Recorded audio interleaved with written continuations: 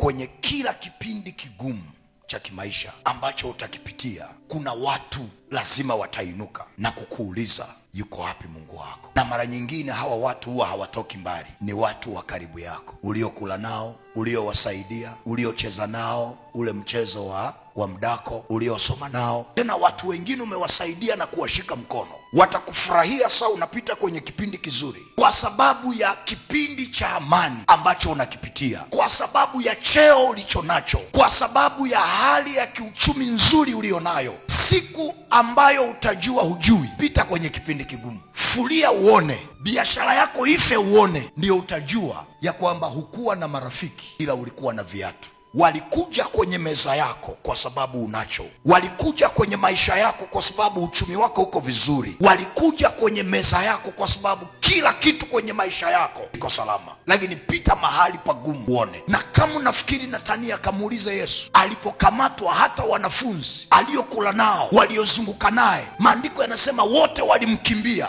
Na katikati ya hicho kipindi kigumu, Mungu akainua mpita njia anaitwa Simoni Mkirene, ndiye akamsaidia kubeba msalaba. Lakini kina Petro, kina Marko, kina Yohana walitimua mbio, na kuna mahali wanasema huyu mtu hatumfahamu kabisa. Kwani unaona tunafanana naye? Hatumfahamu. Na ndio maana ni muhimu sana kuomba Mungu akuinulie watu sahihi, na kama kuna marafiki wanafiki kwenye maisha yako, Mungu akutenge nao kwa jina la Yesu. Kama kuna marafiki wanaokuja kwa sababu kwenye ndoa una amani, biashara yako ina amani, kwenye maisha yako kila kitu kiko salama, lakini ukipita mahali pagumu watakukimbia, hao marafiki Mungu akutenge nao. Akuinulie Simoni Mkirene, ambaye haji kwenye maisha yako kwa sababu ya status ulionayo, ila anakuja kwa ajili ya kusimama na wewe kwenye vipindi vyote kwenye maisha yako. Iwe kipindi cha machozi, atasimama na wewe. Iwe kipindi cha kicheko, atasimama na wewe. Na ikiwa una marafiki wanafiki, Mungu akutenge nao kwa jina la Yesu.